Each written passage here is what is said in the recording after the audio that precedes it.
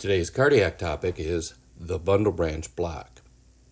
All right, so let's continue with our discussion. We're going to continue our journey down the structure of the heart. Now, in the past, we've talked about the SA node and its role as pacemaker. We've also identified some sinus-originated rhythms. We've talked about the atria and discussed the problems that can occur when they cause ectopy. That can lead to supraventricular arrhythmias. We focused on the AV node and discussed how it can cause ectopy and also how it can block an SA-originated impulse from getting down to the ventricle and originating a heartbeat. Now, when we discuss those blocks from the AV node in the conductive tissue just below it, which is called the infranodal region, we illustrated some rhythms in which an impulse was dropped along the way. Now, what we're going to talk about today is a bundle branch block, and that's different. That difference from the AV nodal blocks by virtue of the fact that every impulse that is sent from the SA node will reach its intended target. There are no dropped beats.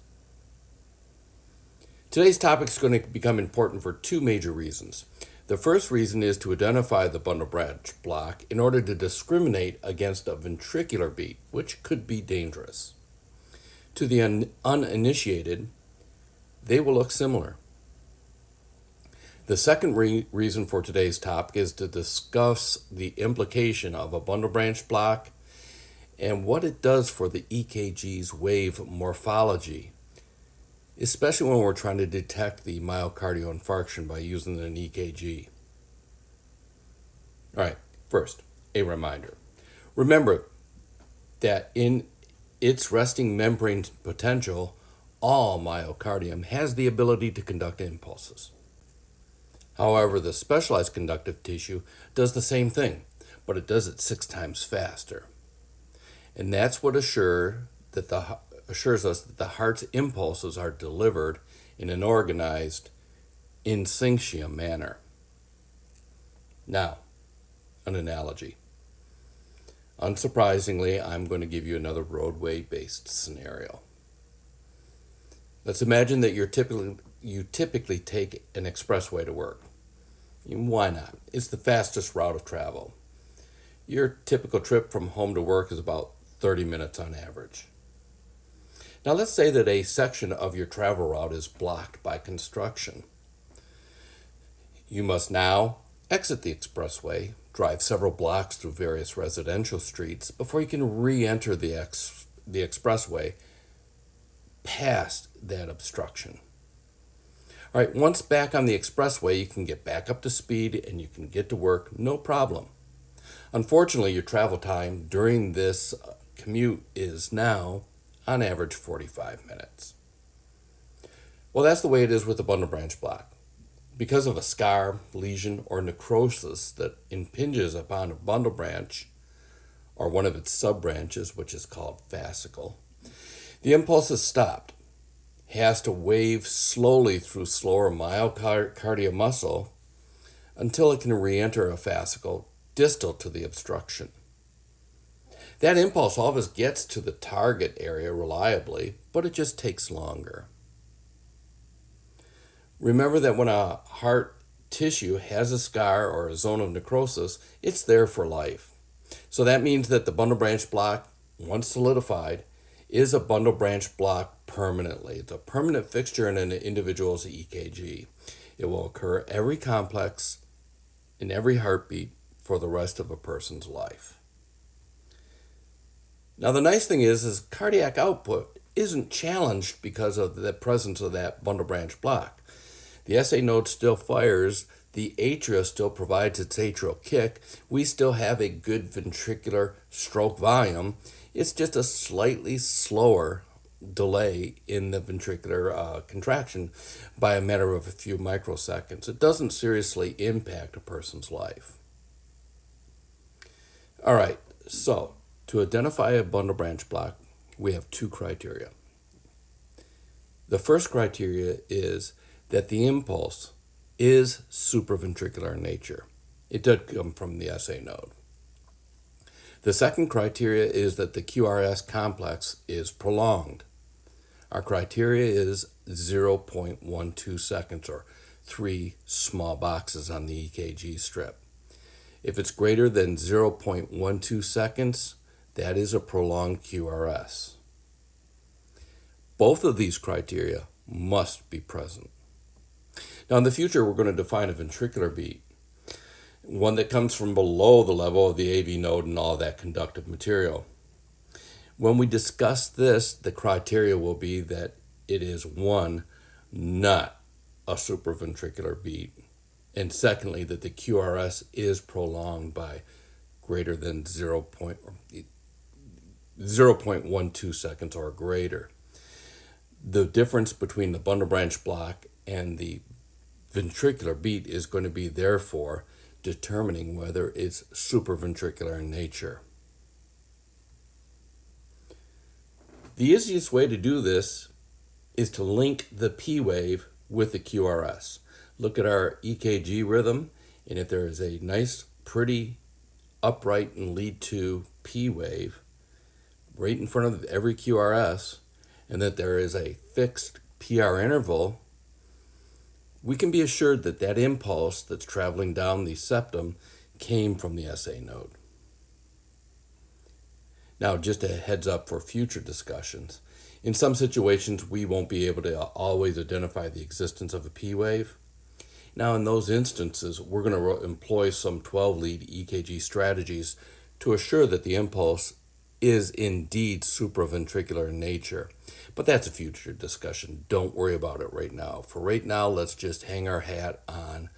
We're going to look for a P wave to say that it is a supraventricular originated QRS. Good? So let's practice. We're going to look at the rate, the rhythm, the presence of a P wave, PR interval. Now that's very important. And then look at the QRS. Now the only thing out of the ordinary was the fact that there was a prolonged QRS. The SA node fired, the AV node caught and held, and then it sent it slowly down the bundle branches. This is a bundle branch block. Now, some people are going to put an importance on determining whether it's a right or a left bundle branch block, or subdividing it by the fascicles, whether it's an anterior or left fascicular block or something along those lines. Again, that's going to employ some strategies that we'll learn in the 12-lead EKG. Clinically, there's not a huge impact for our patient if it's a right or left bundle branch block. So once again, for now, don't worry about it. I did mention earlier that it is important to identify the bundle branch block in order to discriminate against the ventricular beat. What we're going to find out in the near future is the ventricular beat is potentially dangerous, and that's why we have to identify it and discriminate the bundle branch block from the ventricular beat. The ventricular beat is a poor conductor of a mechanical beat. It could signify some pathology inside of the heart, such as cardiac ischemia. It could also signify an increased likelihood of going into a dangerous dysrhythmia, such as a ventricular fibrillation. So for that reason, we want to assure that the wide QRS is that of a bundle branch block, so we can breathe easy. Thus far, I've given you the impression that the bundle branch block is harmless. Well, let's give it its appropriate gravity. Yes, some people can lead a normal life with persistent bundle branch block.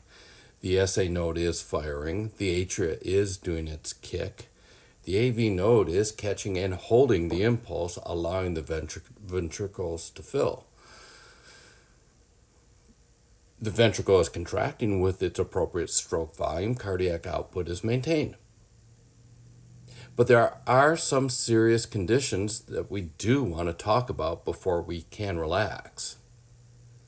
First, look at the morphology of the QRS waveform.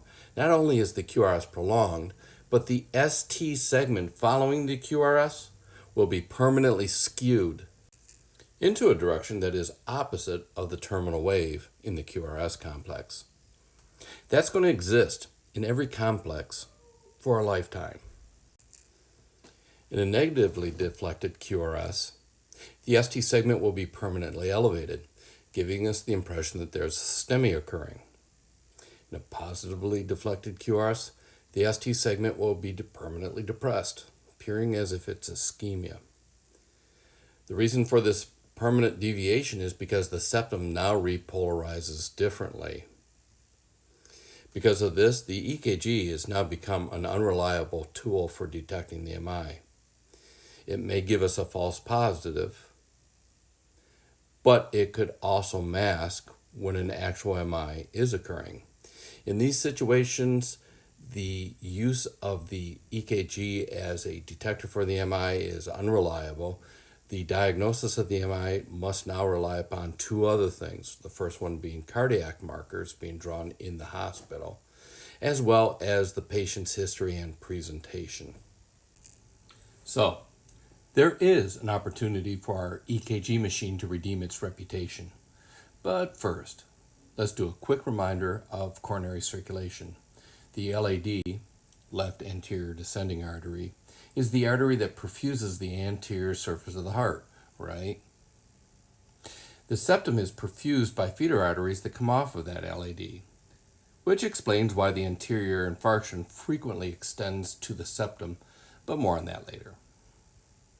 When there's a blockage of the LAD or its feeder arteries, that can cause an MI in the septum. That infarction can cause a bundle branch block because all of the bundle branches are located in the septum. So here's where the 12-lead EKG can become useful.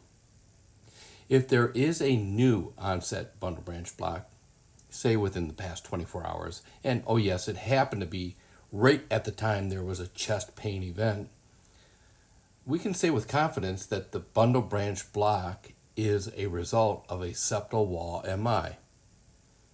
That's right, a new onset bundle branch is presumptive evidence of the septal wall MI.